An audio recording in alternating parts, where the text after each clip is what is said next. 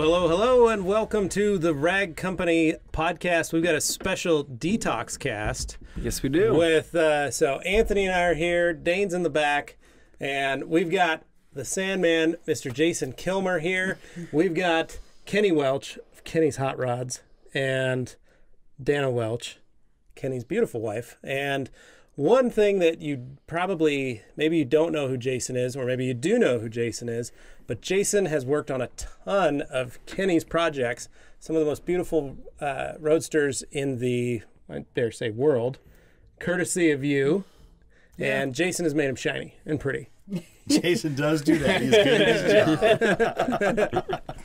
But it's one of those long-standing relationships. So for us, it's fun because locally, we're in Boise, Idaho.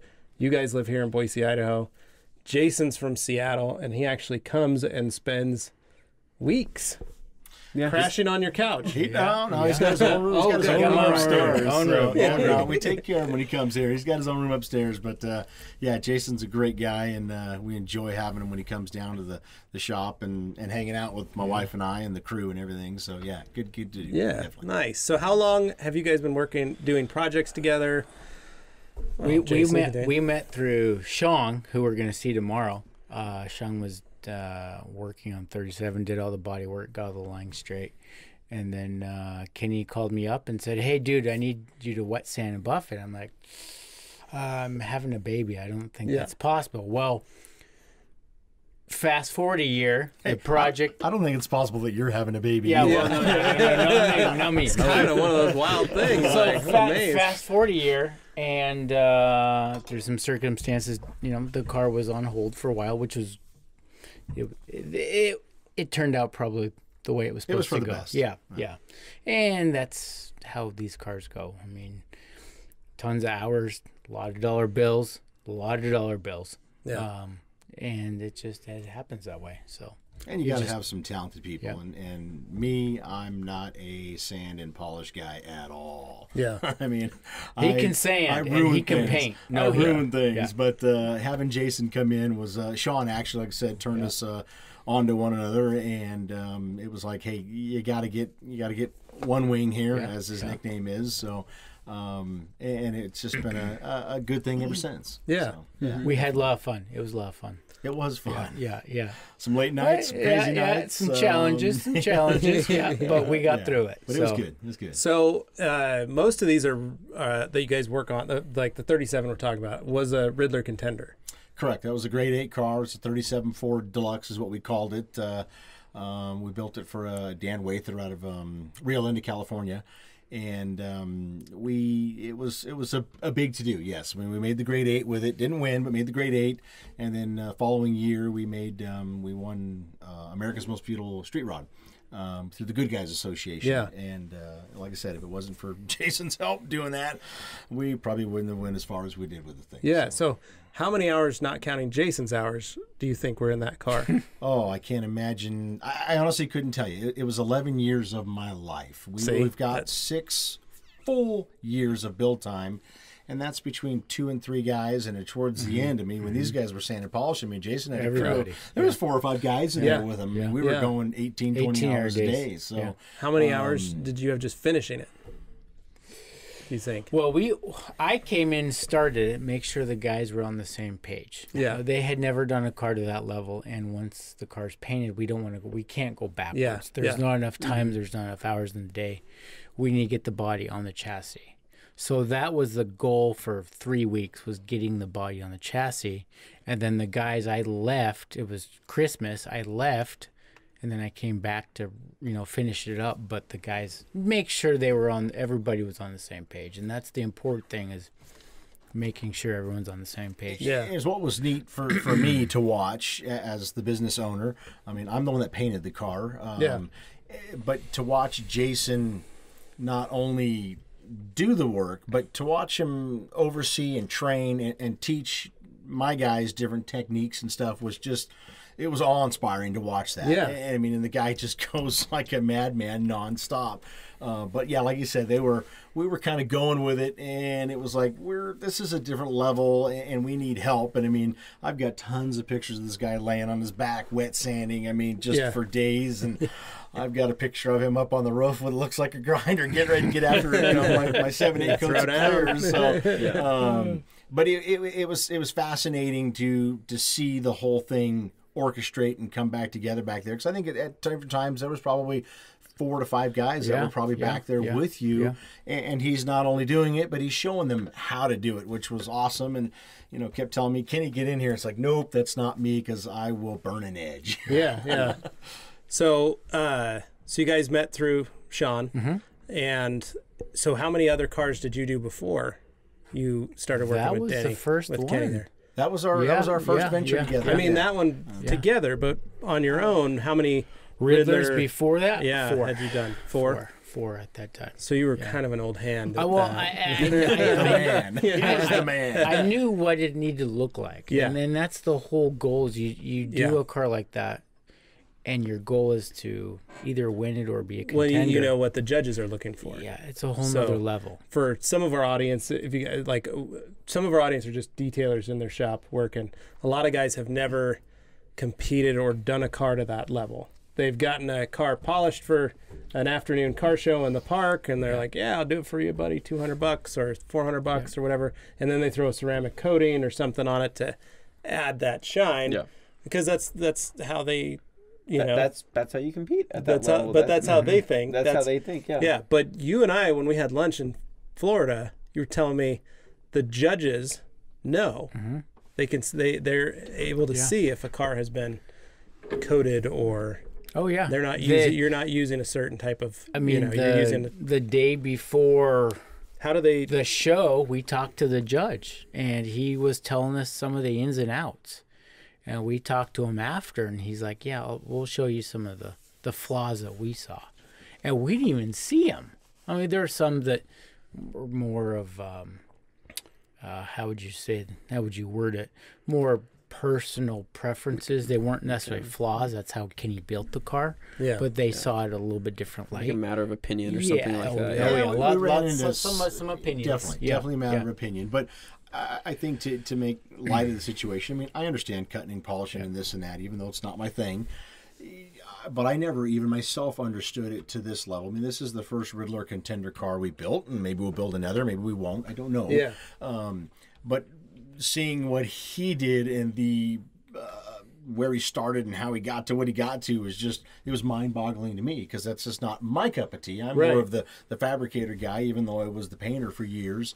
But like I said, I've never been the sand and polish guy, and to see the unique tools, the blocks, how he approached it was just, like I said, it was kind of awe-inspiring. And we had people come by that wanted to see and watch what he's doing, and it was just it's just a neat deal. But it's definitely a different level of automobile. I mean, the whole car, regardless of the cut and polish part, was just, like I said, it was 11 years of my life. It was a quarter of my life when we finished that car, and I couldn't have done it without the team of people I have and the people we used, and without him and his experience. Yeah. It's a whole team effort on something like that. Definitely. It's not just one guy. It's not two guys. Because like Kenny's looking for outside vendors, the machinists and all the guys involved, the engine builder and the tranny builder, and even the guy towing the car back and forth. Sean was a big part of it. I mean, a lot of guys, a lot of hands in it. Yeah. It's a whole team effort. If it's not going to be successful, no matter how talented the guys are. That's crazy. Yeah, it is. It's it's just funny because you and I were talking when we went and visited your shop.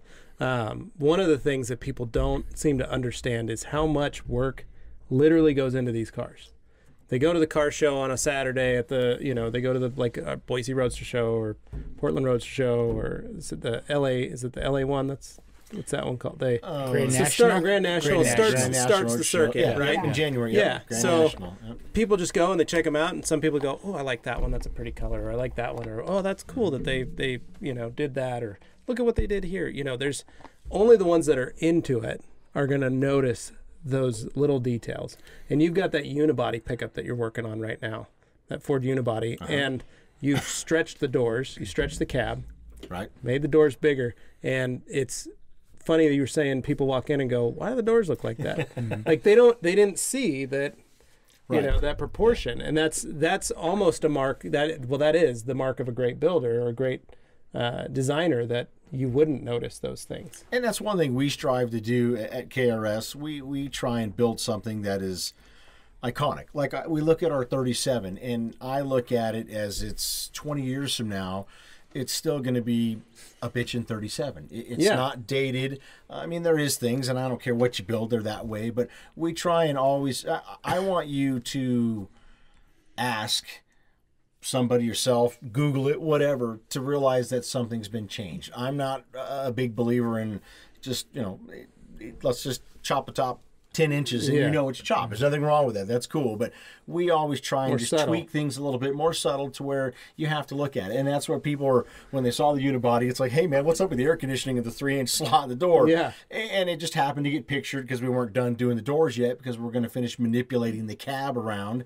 And then we'll come in and fit the door to fit the gap. Yeah. And probably most people won't realize it's stretched 3 inches, you know. Yeah. But yet my driver does, the guy that owns the car, because he's a tall guy, give him a little leg room. But yet it just enhances it, or, like I said, doesn't deter from something that's like, whoa, what'd you guys do here? Yeah. So that's what we strive to do throughout the whole project of all of the cars.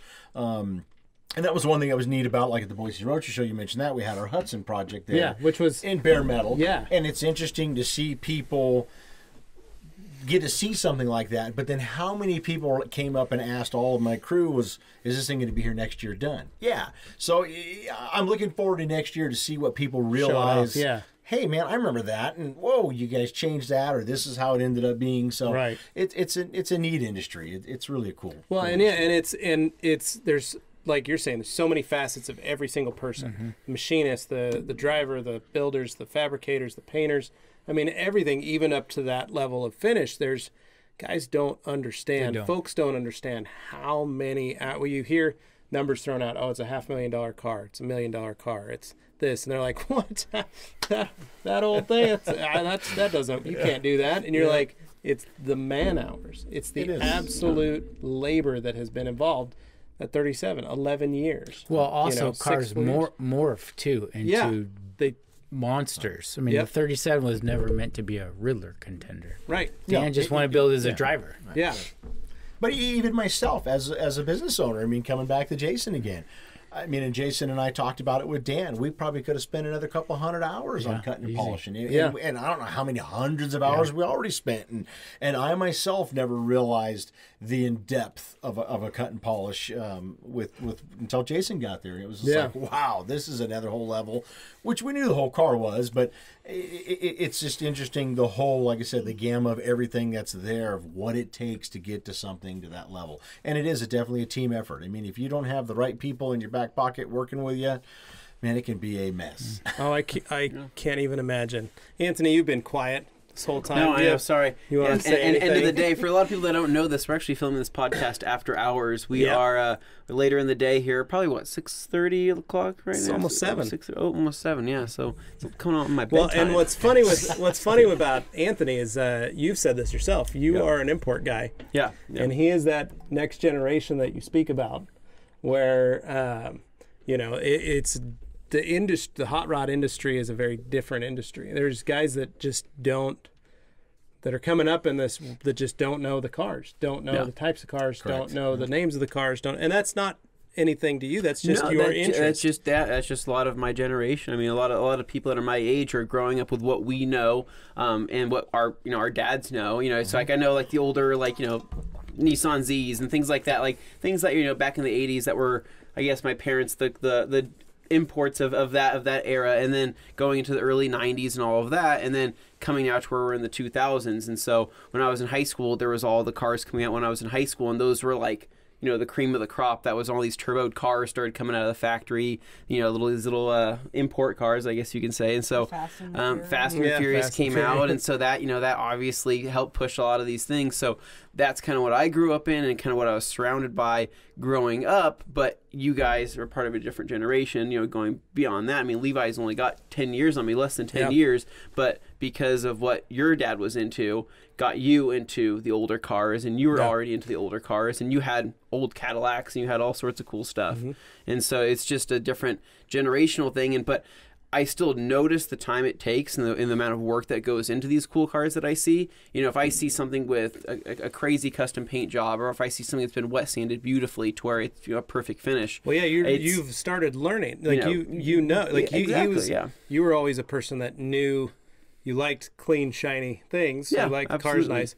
But as you've grown in this industry, like watching Jason actually work in the first time it was, you know, earlier this year. Exactly. Well, it's just if I were to go, let's just say I go to SEMA show and I see a Nissan GTR, right, with a black GTR with a beautiful paint job, right, or maybe a stock paint job, but it's just been corrected and it's just really nice and it has a lot of gloss and it's wearing a coating and it's topped with some other type of SiO2 product to make it have a little bit more pop than that. You know, I'll see that and I'll see, okay, that's really glossy, that's really shiny, but then I'll see in comparison a hot rod that has a complete custom paint job with, you know, lots of clear on it, tons of depth in the paint, with just as much, you know, just as much love, if not 10 times more amount of time put into that to achieve, you know, that better result, that ultimate, I guess, result in comparison to what you could see as being, that's a corrected car. Well, but I mean, you've got an eye for detail now. Like you would see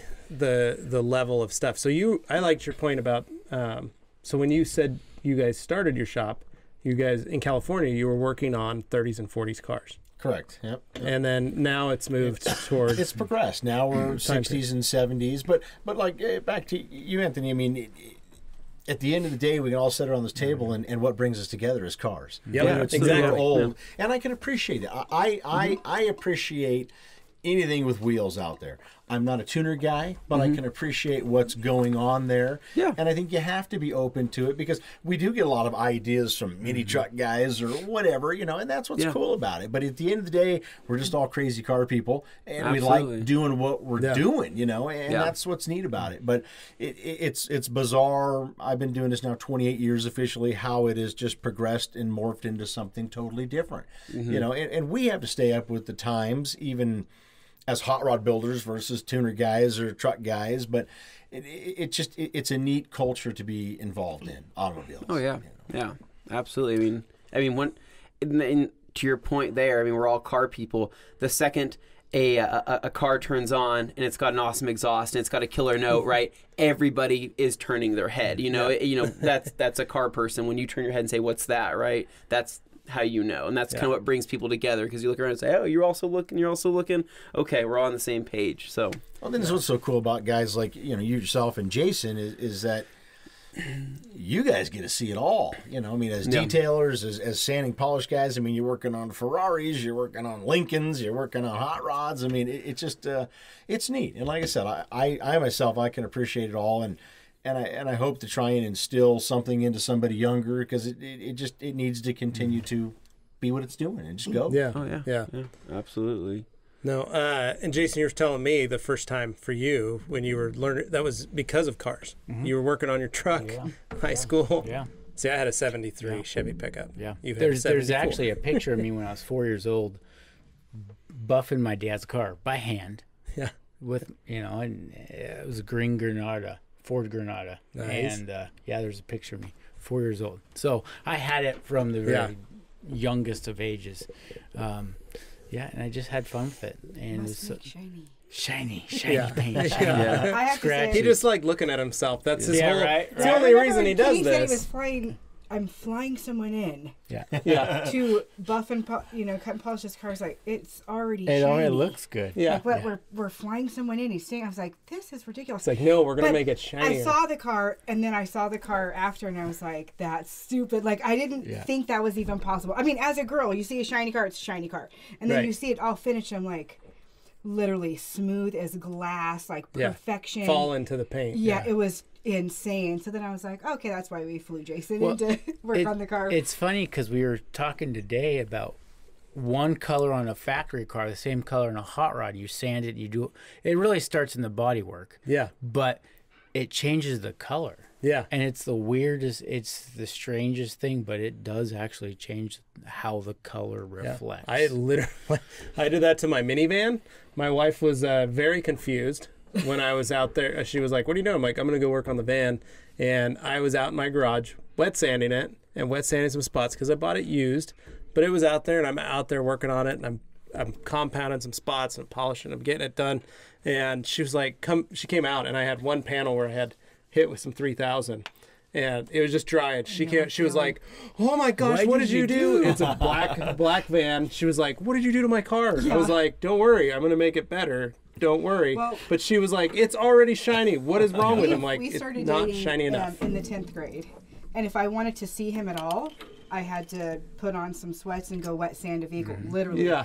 So to me, wet sanding was Bondo and paint. Yeah. Then we did the wet sanding process. Then you paint the car. So now he takes these hot rods, and I see the paint. they're all already done. gorgeous. And you're like, And then the next time I see it, it's all sanded down. You see dull. I'm like, Jason over there on the roof with a "Oh, grinder. it is." Oh, Like, yes. it's just- He's like, "You don't get it. Just don't talk right now." Yeah. So it is scary. I would have flipped out, I think, if I had gone in the garage. And I mean, I haven't seen him for 27 years, but Yeah.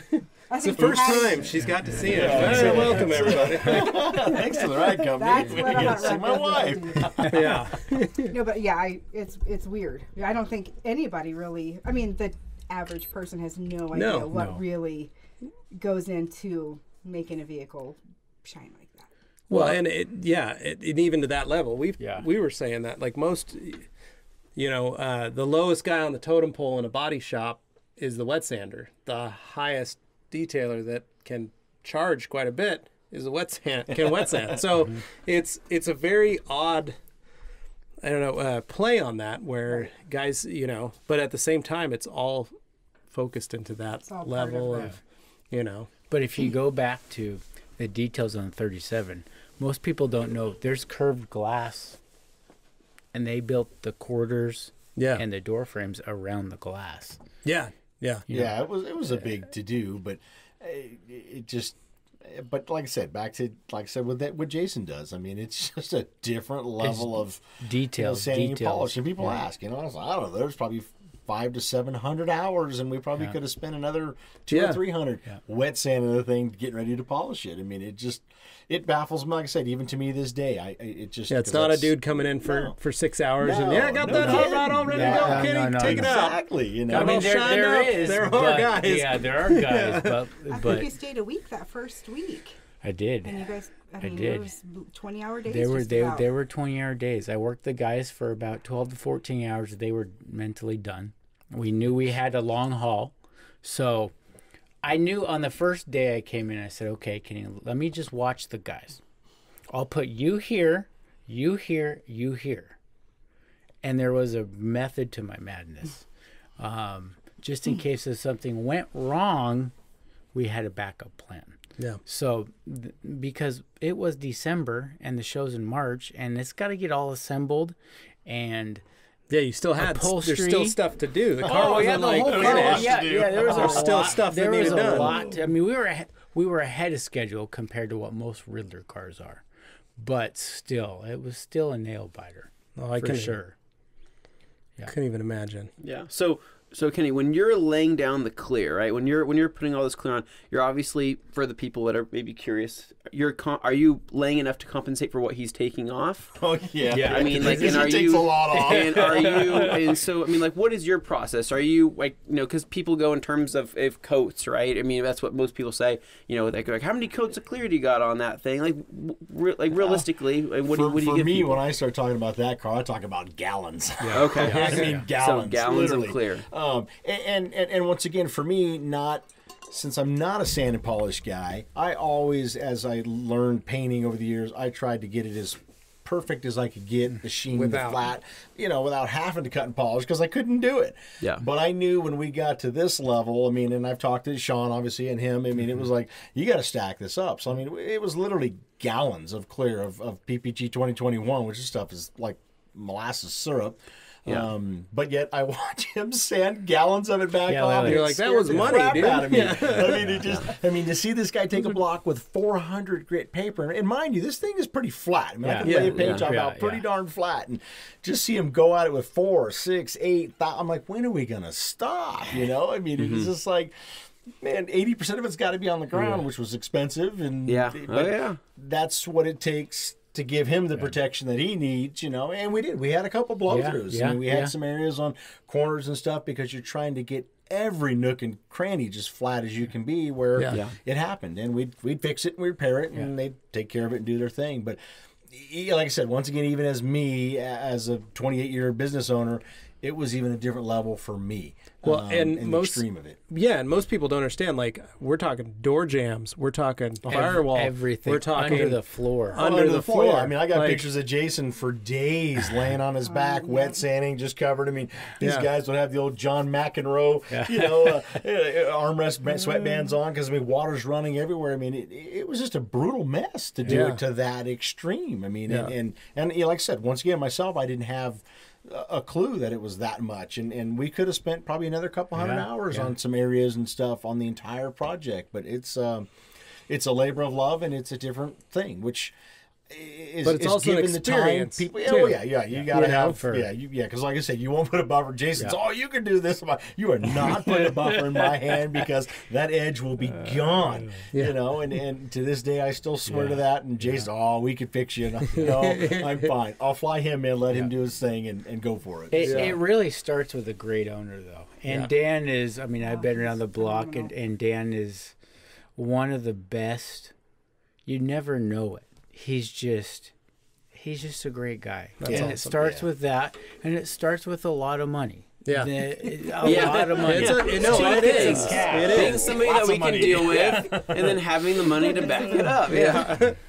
Well, I mean, you start When you taking think about it, 500-600 hours to sand a car. Yeah. I mean, do the math. I mean, even at a $35 an hour budget rate or whatever, you know. I mean, we charge more than that, but it's still a ton. It is, and it's just a different level of car. I mean, we don't build cars like that every day in my life. I'd love to, but we don't because it's far and few between. And we're honored to have been there and done it. If I never get another Riddler contender again, I'm good. I'm blessed. And like I said, with Dan, I mean, we've got very blessed with the car owner because he was just always concerned about our well-being more than the car's well-being, which was it's a pretty rare thing. I've talked to a lot of other builders that have had cars to that magnitude, and they're like, "Man, you got lucky," you know. But once again, it's the entire package. People like Jason, Sean.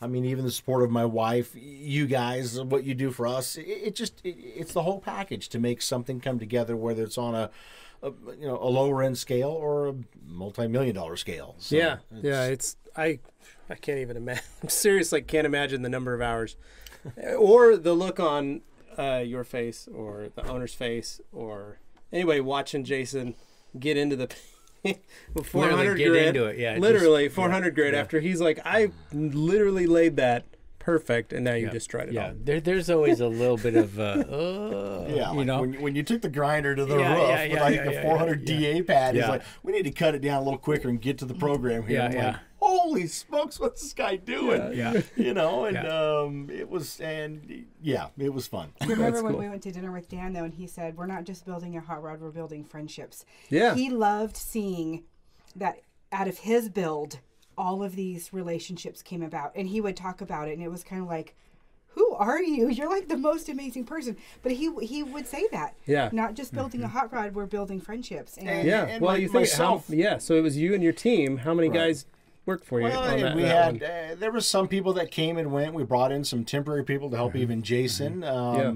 You know, machinists, upholsterers. I mean, we had people come and go, but it was definitely a collective group of very talented people to do something to that extreme. And I'm with, like my wife said, with Dan. I mean, it was just the camaraderie and what we've all gotten out of it. And that's what's changed for me with my business over 28 years. I mean, everybody wants to win a trophy, but to see what we accomplished And when we had other vendors come in that we buy from and say, hey, you guys are truly building a Riddler car. I mean, we felt like winners already, but it was collectively the group of all of us. I mean, and I can't imagine doing it again without people like Jason and the owner Dan. I mean, it was just, like I said, it was a collective thing of just great people. Yeah. To tell you how good of guy Dan is, after the show, after the winner got announced, and it was a great car that won, some stiff competition that year, Dan goes, I'm sorry. I'm like, what are you sorry for? He goes,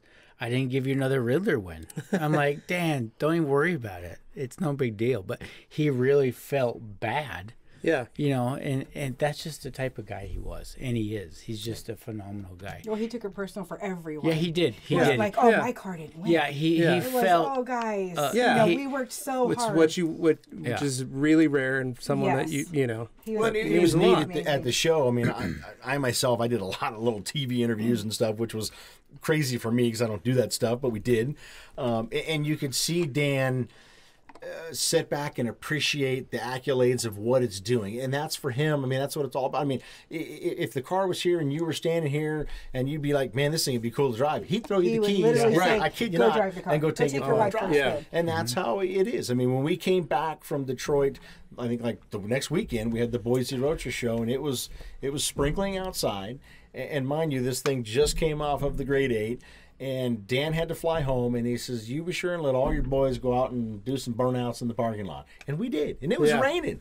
I mean, here's a 7-digit car, and we're out there in the We parking had people lot. standing up there like, you guys are crazy. Yeah, it was just funny. But the whole experience, like I said, for me, that's what's just progressed so much in my business is that I appreciate now more of the people and the people I get to deal with than even more relationships. than the car.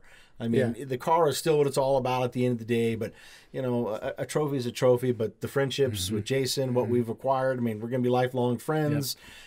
You know, he comes and does stuff for us still, and that's what's, it's just, that's irreplaceable. It's priceless. There you go. It's priceless. You can't put a price on it. No, Yeah. right.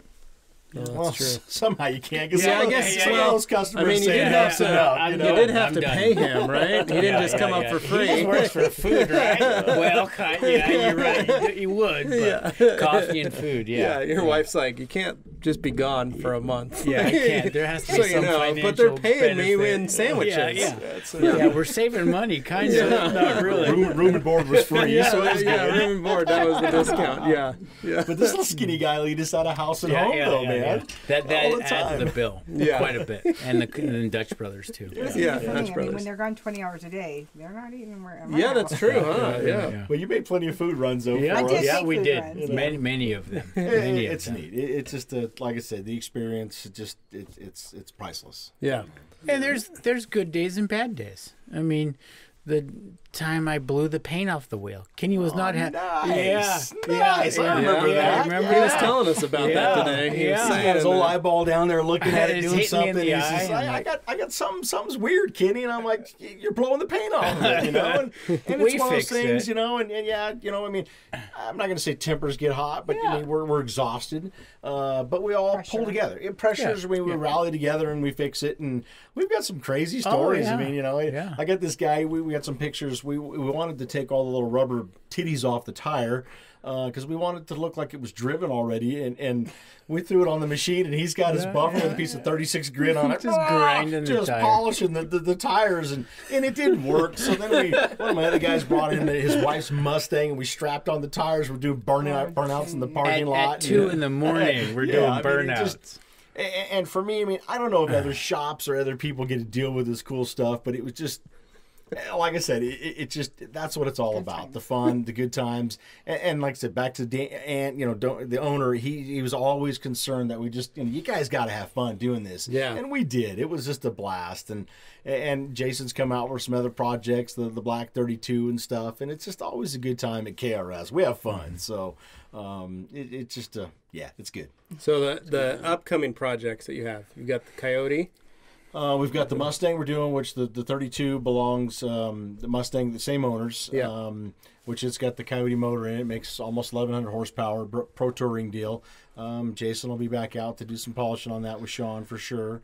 The Hudson is in the works with the Viper V10 in it. That We had thing's at the mean. Roadster show. So yeah, it's going to be cool. It'll be debuting at the Grand National Roadster Show in January, and then the Unibody will hopefully debut there as well. And we've got a few other things in the works at the shop too, but those are 3 major heavy hitters right now. And like I said, Sean will be doing the body and paint, and then I'm sure he's going to be bringing out Jason, which I think Sean's trying to get you to stay an extra day or so he is. for a truck out there right now to cut and polish because he needs some help. Yeah, So Jason is the man when it comes to that. So. Yeah.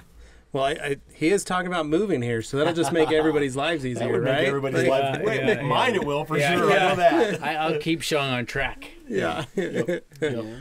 So, and then Jason, what do you have coming up this year? Oh, I have no idea. I mean, this is my 8th Well, trip between out of this, state far. So he was excited this week to be on the West West Coast. because you were in PA and you were working on that.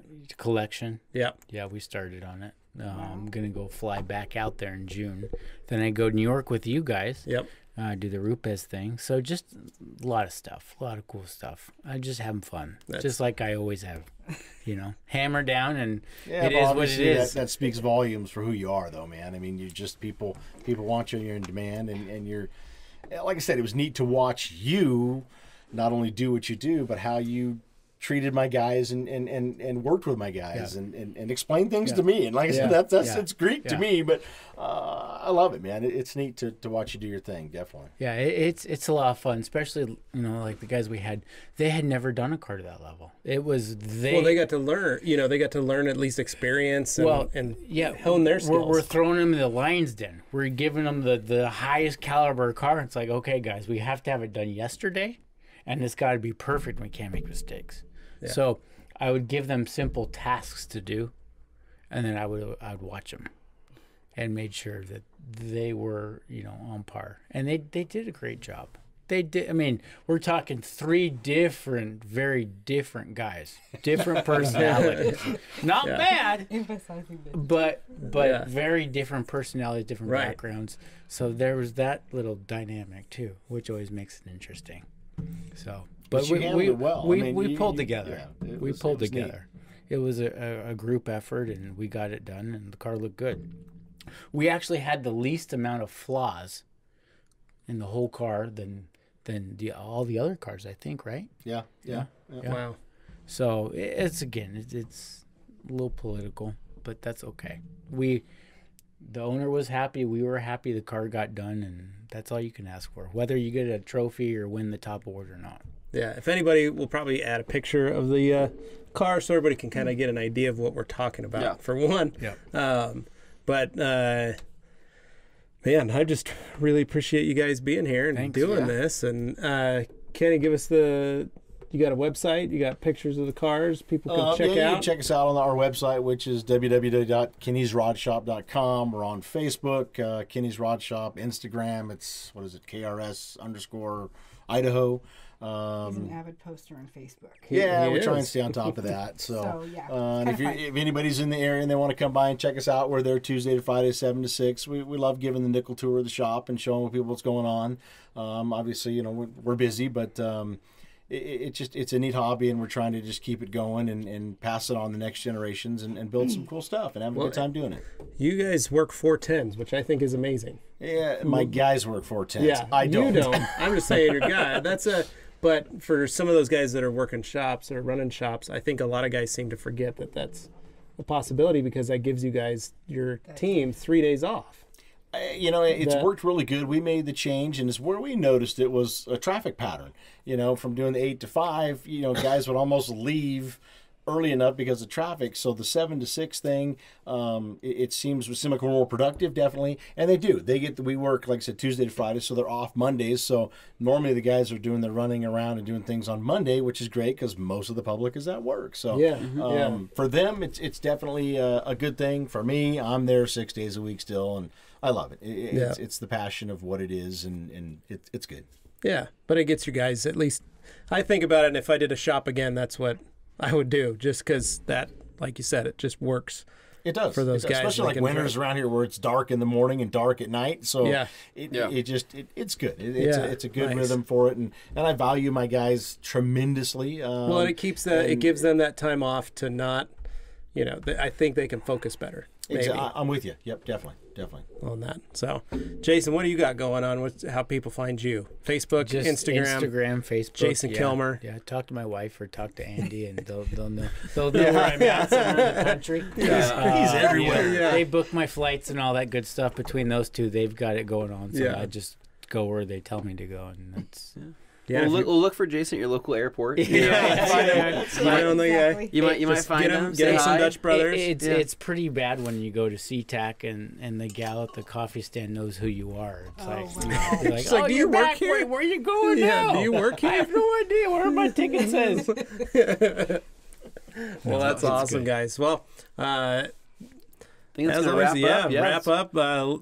Keep listening here on iTunes and Shout Engine. Check us out, the Rag Company Podcast.